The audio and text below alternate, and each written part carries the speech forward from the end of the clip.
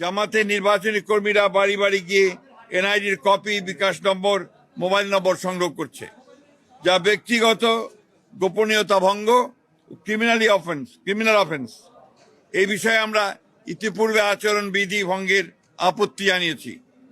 এই বিষয়ে জরুরি পদক্ষেপ গ্রহণ করা বলে আমরা প্রয়োজন বলে আমরা মনে করেছি এবং সেটা তাদের আহ্বান জানিয়েছি। লেভেল প্লেইং ফিল্ডে বাংলাদেশ জাতীয় দল বিএনপি আসন্ন জাতীয় সংসদ নির্বাচনে সুষ্ঠু, অবাধ, অংশগ্রহণমূলক, গ্রহণযোগ্য করার জন্য লেভেল প্লেইং ফিল্ডে বিশ্বাসী। এই জন্য আমাদের দলের চেয়ারম্যান ব্যক্তিগত সফর বাতিল করেছেন, অথচ বিভিন্ন রাজনৈতিক দলের দলীয় প্রধান সহ অন্যান্য গুরুত্বপূর্ণ ব্যক্তিরা প্রতিনিয়ত আচরণবিধি ভঙ্গ করে দলীয় প্রচারণা চালাচ্ছে। এ বিষয়ে আমরা জরুরি ব্যবস্থা গ্রহণ করার জন্য অনুরোধ জানিয়েছি।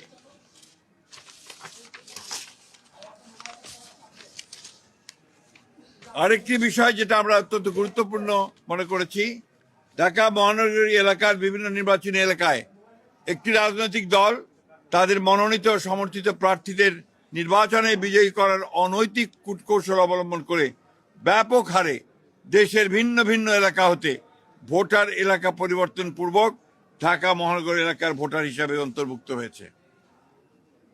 মোট কত সংখ্যক ভোটার কোন কোন এলাকা থেকে ঢাকা মহানগরীর কোন কোন এলাকায় সংসদীয় নির্বাচনী এলাকায় কোন কোন তারিখে এবং কি কারণে স্থানান্তর করা হয়েছে, ঘোষিত কারণসমূহ স্থানান্তরিত ভোটারদের বিস্তারিত বিবরণ জরুরি ভিত্তিতে আমাদেরকে সরবরাহ করার জন্য আমরা অনুরোধ করেছি।